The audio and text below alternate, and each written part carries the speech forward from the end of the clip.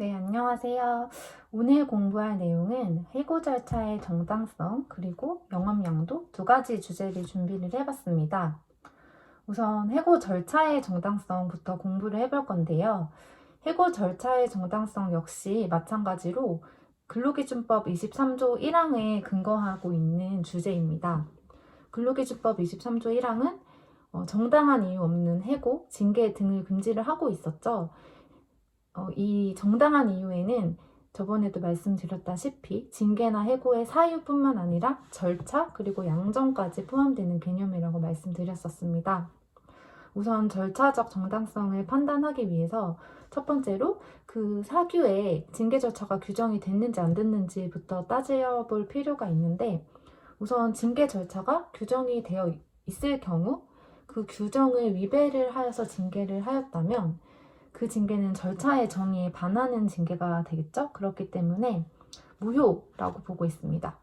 왜냐하면 징계를 한다 하더라도 사용자가 좀 공정한 행사를 확보를 하고 또 징계 행사의 합리적인 운영을 도모하고 있기 때문입니다. 그리고 징계 절차가 규정이 없을 경우, 징계 절차가 없더라도 징계 절차가 없을 때 없더라도 그냥 절차 거치지 않고 바로 징계를 한 경우, 이때는 어떨까요? 이때는 사실 정당하다고 보고 있어요. 효력에 영향을 미치지 않는다고 보고 있는데 구체적 사실관계를 개별적으로 판단해서 따져볼 필요가 있겠습니다. 그렇기 때문에 해고나 징계 절차의 정당성을, 절차적인 정당성을 판단을 하실 때는 규정이 있냐 없냐부터 먼저 따지신 후에 규정이 있으면 그 규정대로 하지 않은 징계 절차는 무효이다. 규정이 없으면 규정이 없더라도 그게 무효는 아니지만 구체적 사실관계를 따져서 정당성을 판단하여야 한다. 이렇게 정리를 해두시면 좋겠습니다. 그러고 그 징계 절차 부분에 간혹 그 징계위원회가 노측위원, 사측위원 동수로 구성이 되어야 한다는 규정이 있는 경우가 있는데요. 우선 이 규정의 취지와 위반 시 효력부터 살펴보겠습니다. 우선 이렇게 징계위원회의 구성 방법을 규정이 돼 있을 경우 이 규정과 다르게 구성된 그 징계위원회의 의결은 무효가 되겠죠. 왜냐하면 마찬가지로 규정이 있음에도 불구하고 징계 절차에 반한 처사이기 때문입니다. 예를 들어서 그 노사 동수로 징계위원회 구성이 규정이 돼 있어요. 이 취지는 무엇일까요? 사용자가 아무리 인사권과 징계권을 가지고 있다고 하더라도 근로자들이 징계위원회에 어느 정도 위치를 시킴으로써 근로자들의 참여권을 보장하고 그리고 징계나 해고 절차의 정당성을, 절차적 공정성과 정당성을 담보하고 그리고 사용자 측의 징계권 남용을 견제하기 위한 취지로 이런 규정을 정해져 놓은 경우가 많습니다. 그렇기 때문에 이런 규정이 있음에도 불구하고 근로자 측의 징계위원이 참석하지 않은 그 의결사항은 무효라고 보시면 되겠습니다. 그러면 이 징계위원, 노사 동수의 규정이 있는 이 징계위원의 선임 방법은 어떻게 될지 살펴볼게요. 마찬가지로 그 선임 방법에 대해서 규정이 있으면 그 규정대로 따르시면 됩니다. 그렇지만 이제 규정이 없을 경우에 항상 문제가 발생을 하게 되겠죠. 규정이 없다고 사용자가 임의대로 근로자위원을 선발을 할 수 있을까요? 그렇게 되면 아무래도 좀 사용자에 편향된, 사용자 편인 근로자를 선발할 가능성이 있기 때문에 이전부터 근로자를 대표했거나 아니면 이제 근로자들의 의견을 대변할 수 있는 분 등 특별한 사정이 없는 한 사용자가 노동자 측의 의견을 반영 없이 노축위원을 임의로 위촉을 가능하다고 해석할 수 없다는 대법원의 입장이 나왔습니다. 그 다음에는 이제 징계위원회 선임 방법 보셨고 이번에는 징계위원회 자격 한번 볼게요. 우선 징계위원회 자격에 대해서 규정된 바가 없다면 사용자 회사에 소속된 근로자로 한정을 하고 있습니다. 관련해서 한 케이스가 있는데 기업별 단위노조가 이제 산업별 단위노조로 변경을 한 사안에서 아직 새로운 단체 협약 체결이 없는 상태인데 이때 그 산별 노조의 간부를 근로자 측의 징계위원으로 선정을 한 거예요. 이 사안은 이제 대법원에서는 이 사안 자체를 스스로 근로자 측이 스스로 징계위원회 선정을 포기했다, 거부했다고 보았습니다. 그래서 근로자 측의 징계위원회 참여 없이 징계위원회가 한 징계가 위법하지 않다는 판결을 내린 바가 있습니다. 그렇기 때문에 규정이 없다면 우선 사용자 회사에 소속된 근로자가 한정된다. 그게 근로자 측 징계위원회 자격이라는 거 꼭 기억해 주시면 감사드리겠습니다. 그렇지만 이게 사실 합리적이라고 볼 수 있을까요? 그 검토 부분에서 이렇게 작성을 해주시면 좋을 것 같아요. 이게 산별 노조에 간부가 참여를 하더라도 이건 사실 형식상의 문제인 거잖아요. 실질적으로 그분이 이제 기업의 근로자 측을 대변할 수 있는 지위를 가지고 있고, 그리고 징계 대상에 관한 충분한 소명의 기회를 보장할 수 있다면 굳이 이렇게 대법원의 태도가 의문이다, 이런 식으로 검토 의견을 작성해 주시면 좋을 것 같습니다.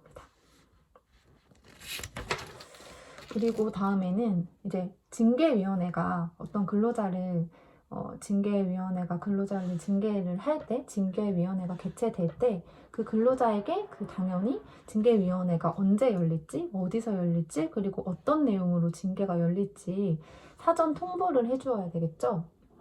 왜냐하면 그렇게 해야 그 근로자도 그거에 대해서 변명과 소명 기회의 자료를 준비하고 그 징계위원회에 대비를 할 수 있기 때문입니다.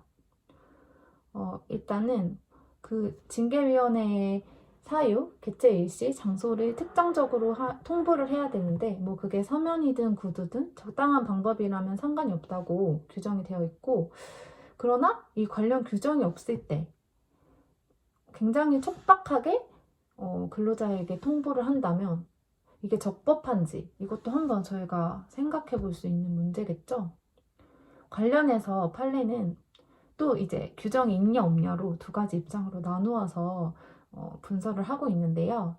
우선 규정이 있을 경우, 징계위원회가 출석 통보 시기, 방법에 관한 규정이 있을 경우에는 그 규정에 따르면 되고, 그렇지만 규정이 없을 경우, 만약에 근로자에게 변명과 소명 자료의 그 준비의 기회를 상당한 기간 전에 통보하지 않은 그런 처사는, 그리고 시간적 여유 없이 너무 촉박하게 통보한 그런 처사는 실질적으로 근로자에게 변명과 소명의 기회를 박탈한 것으로 부적법하다고 보고 있습니다. 그렇기 때문에 그렇게 촉박한 통보를 받은 근로자가 우선 징계위원회에 출석을 해서 진술을 했다 하더라도 이제 스스로 내가 이 징계위원회 결과에 순응하지 않겠다라고 한 이상 해당 징계는 무효라고 보고 있습니다. 우선 그 징계위원회의 취지 자체를 생각해 보시면 근로자에게 어찌됐든 소명 기회와 그 변명의 기회를 주기 위함이기 때문에 판례의 입장이 타당하다고 여겨집니다. 그 다음에는 이제 노동조합의 사전 협의, 사전 동의 조항 한번 공부를 해볼 건데요. 우선 인사권 같은 경우에는 사용자의 고유의 권한이라고 저번에도 말씀을 드렸는데, 고유의 권한이라고 하더라도 사용자가 스스로 제약을 가할 수 있겠죠. 만약에 내가 해고 처분을 할 때 노동조합이나 근로자와 협의나 합의를 하겠다, 이런 부분은 사적 계약이기 때문에 전혀 문제가 없습니다. 그래서 단체협약이나 취업규칙에서 인사권에 관한 노동조합의 사전 협의, 동의를 인정을 했을 경우에 그 협약 규정의 취지에 따라서 결정이 되고 있습니다. 그렇다면 이 사전 협의, 그 동의 조항이 위반됐을 경우를 한번 생각을 해볼게요. 우선 협의라는 의미는 그냥 꼭 의견이 합치된다는 그런 뜻이 아니잖아요. 그 협의란 의견 제시를 할 수 있는 기회를 주고 좀 상호 대화를 통해 입장을 들어보겠다라는 의미로 이 대법원이 해석을 하고 있기 때문에 의견 제시 기회를 주지 않거나 사전 협의 규정이나 절차를 지키지 않더라도 그 징계나 해고의 효력에는 영향을 미치지 않는다고 보고 있습니다. 아무리 규정이 있더라도. 그렇지만 합의, 동의 조항의 경우에 원칙적으로 사전 합의, 동의가 필요한 경우에 그 절차를 위반해서 인사처분을 하였다면 그것은 이제 무효라고 보고 있고요.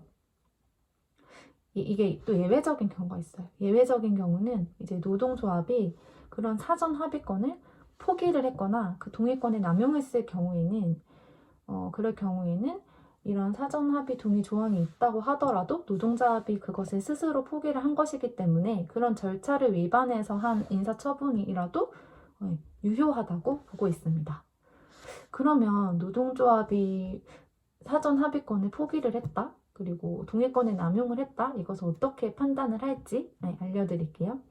이제 좀 두 가지 갈래로 나누는데, 첫 번째로는 노동조합이 중대한 배신 행위를 했고 그로 인해서 사용자의 그 인사처분에 절차의 흠결이 초래된 경우. 그래서 먼저 노동조합이 중대한 배신이 있었고 그 다음에 사용자 측의 절차 흠결이 초래된 경우, 그리고 두 번째, 인사처분의 합리성과 필요성이 객관적으로 너무 명백해요. 그런데 이 징계위원회가 사용자가 성실하고 진지한 노력을 다했음에도 불구하고 이제 노동조합에서는 합리적인 이유 제시 없이 그냥 무작정 반대만 하고 있는 상황인 거예요. 이런 경우에는 이제 노동조합이 사전 합의권을 스스로 포기하고 그리고 동의권을 남용했다고 판단을 하고 있습니다. 그렇기 때문에 그 협의 조항과 합의 조항은 이렇게 원칙과 예외로 구성되어 있다는 점 기억해 두시면 좋을 것 같고, 사실 협의 조항을 조금 너무 간과하는 게 아닌가라는 입장이기도 합니다. 왜냐면 협의 규정도 엄격히 해석을 해서 정말 협의가 일어나지 않았다면 이제 그 인사처분은 무효이다, 이렇게 볼 필요가 있다는 것을 검토 의견에 적어주셔도 좋을 것 같아요. 그렇다면 이런 부당해고의 효과는 어떻게 될까요? 부당해고는 사법상 무효로 처리가 되고, 노동자는 노동구제 신청을 해서 구제를 받을 수 있고, 노동위원회에 구제 신청을 해서 구제를 받을 수 있고, 아니면 사법상의 소송 절차를 통해서 해고를 무효 처리를 시킨다거나 손해배상 청구가 가능합니다. 그렇다면 이번에는 영업 양도 부분 공부해 보도록 하겠습니다. 사실 영업 양도 역시 A+급인데, 사실 저는 작년에 영업 양도가 출제가 될 줄 알았는데 안 됐더라고요. 그래서 올해는 좀 출제될 가능성이 높을 것 같습니다. 그래서 체크 포인트 꼭 암기해 두셔야 될 사항 3가지 정도 준비를 했는데, 일단은 그 영업 양도의 실질부터 판단을 해주셔야 돼요. 그리고 두 번째는 그 실질을 판단하는 키워드, 인적, 물적, 동일성, 그리고 중요한 기능을 유지하고 있는지, 이 순서대로 꼭 판단을 해주셔야 되고, 그리고 세 번째로 논의의 전개 방향을 설명을 해드릴게요.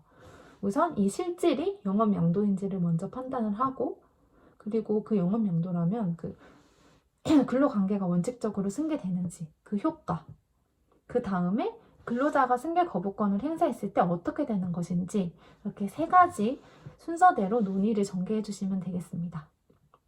우선 영업양도의 의의부터 살펴보자면, 영업양도란 일정한 영업 목적에 의해 조직화된 업체가 인적, 물적 동일성을 유지하면서 일체로 이전되는 것을 의미합니다.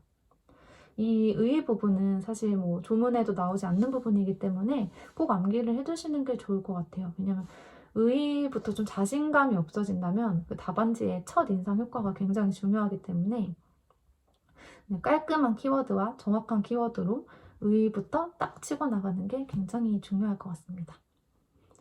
그리고 영업양도를 판단하는 기준 설명을 해드리자면, 우선 양도 계약의 형식은 형식에 상관없이 그 실질을 봐야 된다는 거, 저희 노동법은 실질주의 원칙이라는 거 제가 계속 강조드리고 있죠. 그리고 양도 후에 그 조직이 전부라든지 일부로서 기능을 유지하는지의 여부를 판단하고 있습니다. 즉, 영업 재산이 전부가 갔건 일부가 이전됐건 그것을 고려하는 것이 아니라 조직을 그대로 유지할 수 있는지 사회관념상으로 인정하는 부분이라고 생각해 주시면 되겠습니다. 그럼 영업 양도를 했을 시 근로관계가 어떻게 승계되는지 한번 살펴볼게요. 사실 상법상 영업 양도 시 권리 의무 승계 규정이 없습니다. 그렇기 때문에 이제 양도인과 그 양수인 사이에 그 양도인 근로자의 노동관계가 양수인과 그 근로자의 노동관계 역시 이게 선택적으로 승계가 가능한지 문제가 될 수 있겠죠? 우선 학설은 두 가지 기억을 해두셔야 되는데, 우선 첫 번째 학설은 원칙 승계설, 그리고 두 번째 학설은 특약 필요설입니다. 우선은 원칙 승계설이 대법원 판례이자 통설의 입장이에요. 우선 원칙 승계설은 만약에 양도기업이 양수기업에게 근로관계의 일부만 승계의 대상을 제외되기로 한다면 그것은 사실 실질적으로 해고가 되겠죠. 그 근로관계 그 이전되는 승계되는 근로관계에 포함되지 않는 근로자들은 무슨 죄예요? 그냥 자기들끼리 영업양도 계약 체결해서 양도기업, 양수기업 체결한 것 뿐인데 이제 노동자가 그냥 그 사이에서 제외가 된다면 당연히 실질적으로 해고겠죠. 그렇기 때문에 그것은 해고기 때문에 저희 계속 강조드렸던 23조 1항 정당한 이유가 있어야 유효이고요. 그리고 영업양도 그 자체가 정당한 이유가 있다고 인정되지 않습니다. 그렇기 때문에 원칙적으로 노동관계는 승계된다는 입장이 우리의 판례 입장이자 통설의 입장입니다. 그렇다면 특약 필요설은 특약이 있어야 비로소 승계되고 영업양도 계약 자체만으로는 노동관계가 전체적으로 승계되지 않는다고 보는 학설입니다.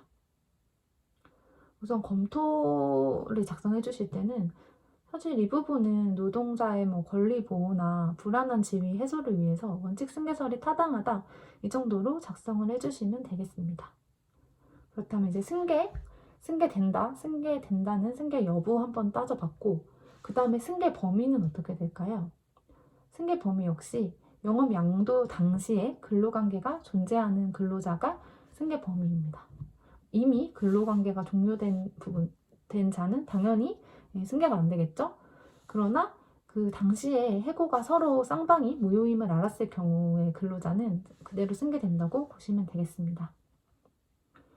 그러면 승계 후의 근로조건은 근로계약서 상의 권리나 의무가 포괄적으로 양수기업은 승계를 받는 거고 양도기업은 이제 그런 근로계약서 상의 권리와 의무가 소멸된다고 보시면 됩니다.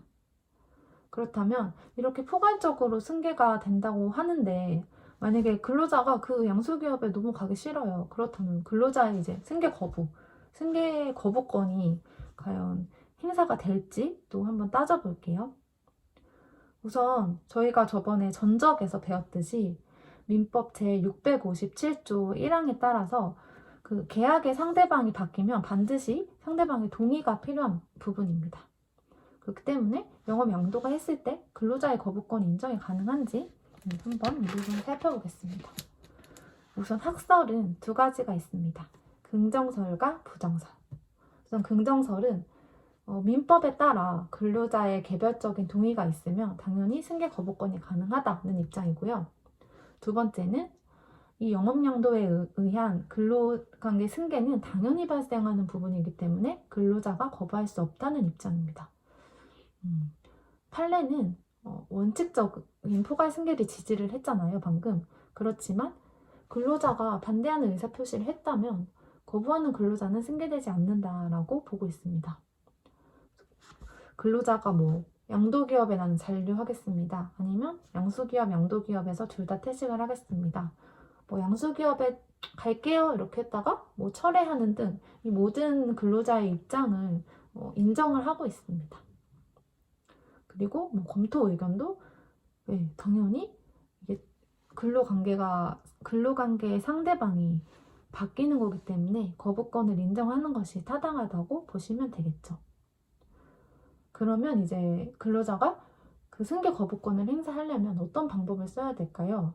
우선 근로자는 이 영업양도의 사실을 한 상당한 기간 내에 양수기업에 표시를 해주셔야 되는데 우선 이것도 그 양수기업이나 양도기업이 영업양도의 사실 그리고 이유 그리고 그로 인해 근로자에게 미치는 법적, 경제적, 사회적 영향 그리고 그 영업양도로 인해 근로자에게 예상되는 조치 등을 기업이 고지를 하였는지 여부 그리고 그 고지가 없었더라면 그 근로자가 관련 정보를 알았거나 알 수 있었던 시점에서 통상적인 사람이라면 의사결정 시 필요한 시간 등 재반 사정 등을 종합적으로 고려를 해서 판단을 해야 된다고 보고 있습니다. 그래서 아까 말씀드린 이 두 가지 부분을 고려를 해서 상당한 기간 내에 양소기업에 표시해야 된다는 입장입니다.